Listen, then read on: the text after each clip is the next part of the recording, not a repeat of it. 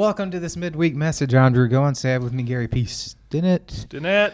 We are continuing our Bible People A to Z. This week we are on you. You. So who? You. I have no. So who could we have done? I have no honorable mention. You. No, Ulysses S. Grant. Yeah. No. Was he an older New Testament? Yeah. The first time you mentioned it to me, that this name, the one I thought of, was the first one. I'm sure if we looked hard enough, we could find one or two more. But the one that came to my mind is this character called Uriah, or a more fuller term, Uriah the Hittite. I'm going to say Hittite. Hittite. That's how I have it. Yeah. A minor figure in a sense. I mean, quite honestly, not a whole lot about him. Sure.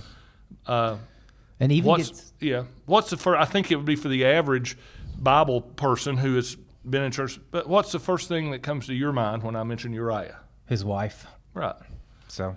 And her courtship, or I wouldn't call it a courtship. Ooh, yeah, that's rough. Her second marriage. That's two. Is that a good? Is that enough teaser out there? Absolutely. So let's talk about him a little bit. First of all, he's listed as one of. There's a group in the Old Testament called David's mighty men. The mighty men. Started out as 37. Later on, that number would grow as David became. But in the beginning, 37 men that were listed in the Bible as these were like the fiercest, most loyal. I mean, this was the group. These were the Navy SEALs. Yes, they are. They're the SEAL Team 6. So Uriah was one of those. And they're also called the Mighty Warriors, or the 30 Chiefs, is what it. Yeah. So, but yes, they are the. So he's a soldier. I mean, Uriah first and foremost is a highly trained, skilled, elite soldier. Operative. Elite. Yes. Another thing, I never thought about this, but so obviously we're going to get into the story. We'll talk about the wife, because I wanted that. Uriah was the husband of Bathsheba, right? Who David looked at after. Yeah. Oh, he used the Bible. Yeah, he looked at, and so things went south from there. Interesting piece here. In those days, the way villages were set up, or communities or whatever, the closer you lived to the king, the more important you were. Mm-hmm. If David were able to stand on his rooftop and see Bathsheba taking her daily bath, that meant that's another notch in Uriah's belt. He was pretty important because he lived that close enough to the king. Today.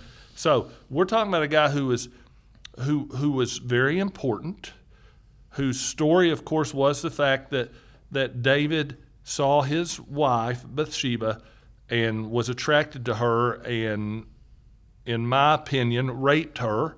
I believe that's the way I see the story, while Uriah was off in the spring doing what he was supposed to be doing. Mm-hmm. The Bible said you were supposed to be fighting. The men were out fighting. David wasn't with them. But here's where I've got a problem. If he was Uriah the Hittite, that would have meant he was a Hittite would have been a Gentile. Mm-hmm. Absolutely. But Bathsheba could not have married a Gentile because she was. Okay. So somehow we've got to come up with the fact, how was he able to marry a Jewish person? And be in the court of the Jewish king? Couple of ideas. Okay. Number one, he could have converted to Judaism at some point. Okay. More likely, what I hear people talk, or what some of the scholars talk about, commentators, he was born Jewish, but he lived among the Hittites for so long that was more just a label and not really. Oh. This guy lived with the Hittites, so they called him the Hittite. Gotcha. But he was born a Jew. But one way or the other, for the story to really be cohesive, I think we have to come at the fact that he was of Jewish. He was either Jewish or converted to Judaism, and so there he is. Rabbinic literature, there's something really interesting here. In some of the rabbinic literature, some of the Orthodox Jewish folks regard Uriah as being the one that was at fault in this situation. Oh man. Yeah. I can't get there. Even if I. Here's what they base it on. He defied a direct order from the king to go home. The king said, "Go home and be with your wife," and he said, "No, I want because I have this code of honor. Yeah, I'm a man of honor. So fill us in a little bit about that. So David knocks up Bathsheba. Whether that was, again, consensual or not, depends on how you interpret that story. Right. And we may differ a little bit on that, but the fact is that he slept with another man's wife. Should I say that David impregnated her? So if you need to go edit out the knocked up part, you can. No, it's okay. Okay, all right. Just wanted to make sure if I didn't put some B-reel in there for you or not, or if you're okay with that. You're good. Because he did. Okay, that is what happened. Yeah. Yeah. So he does this and realizes that she's pregnant. Sends Uriah, calls him from battle, says, "Hey, come home for a minute," in a ploy to get him to sleep with his wife so that the child she's carrying can be seen as Uriah's and not David's. And David thinks Uriah's done that. At first, if you read the story, it's like Uriah leaves. I don't think he says right off the bat to David, "I'm not going to do that." David walks out, I think if I'm reading, and discovers that Uriah has not. Yeah, so he's left the battlefield but doesn't go. He stays at like the foot of the palace, basically. Yeah. He doesn't go home. So the next night, David tries to get him drunk. "Hey, go home to your wife," and doesn't work. Again, I'm a man of honor. My men are out there sleeping in tents on the battlefield. I'm going to sleep in this tent right here. Also, part of their code of honor. Now, we know how human beings, you wonder about soldiers and all this. Part of that code of honor is that you would not have sexual relations while you were involved in a time of battle. In combat. War. I didn't realize that. Yeah. That adds even more to his honor, in my opinion. But again, some of the really strict observers of Judaism and some of the strict observers of the way a kingdom was set up would say he defied the orders that the king gave to him, which makes him. I think right there we were talking about take-home points. I think right there is one of our points. Maybe is sometimes perhaps doing the right thing means we defy orders. I'm good with that. I like that. So after David's plot to do this doesn't work, he sends Uriah back, but has instructions for the commander of the army. Basically, as the letter says, "Hey, put Uriah right up front." And then once he's up there fighting in the fiercest part of the battle, everybody else is going to kind of pull back. So leaving him. And it also reminds me again about, man, I'm really high, I think, on Uriah, on the character of this man, because obviously if he had decided to read that note in between leaving there and going back to the king to snoop like many of us might try to do, he probably wouldn't have gone, well, he may have, but he probably took it in the way it was given to him and handed it to the king. And they put him on the front line. Now, our story today is not about David or Bathsheba, it's about Uriah. But the interesting thing is that child that was born as a result of David and Bathsheba's union didn't live. Yeah. But do you know who they had the second child? It's Solomon, right? Yes. Yeah. The wise king. I'll never fully understand the Old Testament. I mean, man, I read it and I study it. It's a soap opera. It is. I hate to say that, but it's a soap opera. There's a lot of, and again, who's in the line of Solomon? Jesus. So, God takes this terrible thing, this terrible bad thing that happens, and uses it for good. But I like this elite warrior that we've created in Uriah, not created, but read. Yeah. You know what his name means? I've got one. What have you got? I've got the one. I had two, but the one I like is the flame of God. Yeah. So, which is pretty cool. The other one I had was my light is Yahweh. So Jesus is my light, kind of. I had the Lord is my light. The Lord is my light. The name, the Hebrew origin of the name, kind of references Yahweh, and so the Lord is my light. So what do you take away about Uriah? You don't have to be a major figure in the story to have a major impact on what's going on in the story. Mm-hmm. We don't hear that much about him, but huge role.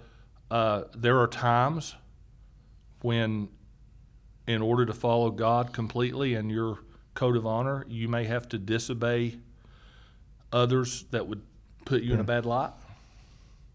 And that's a good application piece. As I raised two boys, I hope with some honor, and that there will be times when you have the opportunity that a rule or something is not to the way we've wanted you to live, right.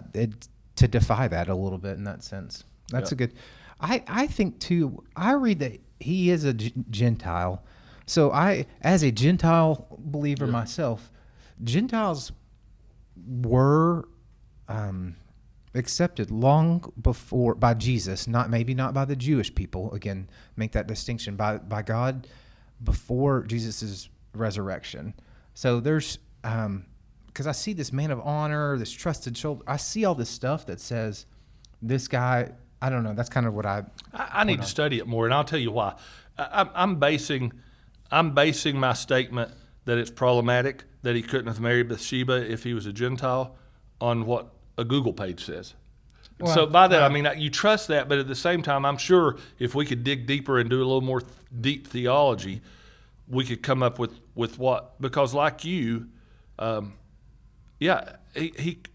he's the Hittite, he's Gentile. Yeah. Unless again there was this, we can try, but it doesn't take away from the character that he showed, and the trust in, I think that code of honor. I guess to say this, let's don't just say that he had a code of honor with his fellow warriors. I think that code of honor came from God. I mean, I think that was his code with his God. Because even if he had gone, I'm going to say home in quotation marks to be with his wife, no one would have known that. I mean, early on, David doesn't know that he didn't do that. Yeah. So, but.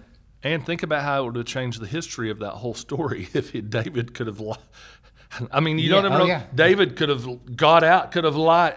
David needed to be found guilty of what happened here in order for God's story to play out and for us to be where we are. So that's pretty good. I'm reminded again, I know that you read, and it's so hard, and we talk sometimes about contradictions. I can't forget.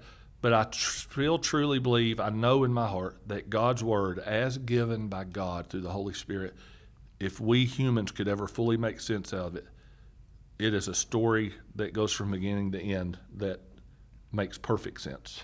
Yeah. It's just hard for us to get there. Yep. Would you agree? I mean, it's hard for us to understand. Don't think we need to leave the Old Testament out. You hear... No. I think our salvation is based on the New Testament. I don't want to go all Andy Stanley, but I think we've got to be able to understand. I think the Old Testament is what makes the New Testament our hope. It does. It's important, and again, the struggles as we read some of that stuff, and what do we do with that? What do we do with this adulterous David, a man after God's own heart? That's tough. It's tough to preach on. It's tough to teach on. Yep. Sometimes it's easier just. It's what I rely on people like you for, Drew. The wise people that can straighten me out and give me meaning sometimes. That's not it at all. So. All right. Hey, so what do you got coming up after? We're at U. A, B, C, D, F, G, H, I, J, K, L, M, N, Q, R, S, T, U, V, W, X, Y, Z. Yeah, it's going to get. It's getting tough. Veronica is actually on deck. Yeah, there was Archie and Veronica and Jughead and Reggie and Betty. That's a reference I don't get. I don't know. You do too. Is that? I'm not going to tell you. Gilligan's Island? I don't know. No, Archie, Reggie, Jughead, Veronica, Betty. Oh yeah, the Archie comics. Okay, I got it. Or as our young generation may more relate to, Riverdale. The WB series. Okay. No, that's not the Veronica you're talking about. Okay. Yes. X of Xerxes. Yeah, I haven't planned out X. Do you want X? No, I don't know. Okay. Z. We'll see. Oh, yeah, let's work on it. You got a Z? Zachariah. Okay. We could do something. Well, thanks for listening out there. Hope there's been the piece of this, but continue to maintain your honor. I know you're not a huge fan, but you like the Vols to go right through and win the College World Series in baseball or not? I'd just like to put you on record now on that one. They'll make it to Omaha. This is weird because this won't come out. This will be a week release, so this will be. So did they make it? They made it to Omaha, but didn't finish. Point. I don't know yet. Okay. So we'll check on it. Yeah, stay tuned. We'll keep you updated next time. So hope you've enjoyed listening out there. Stay connected and stay encouraged.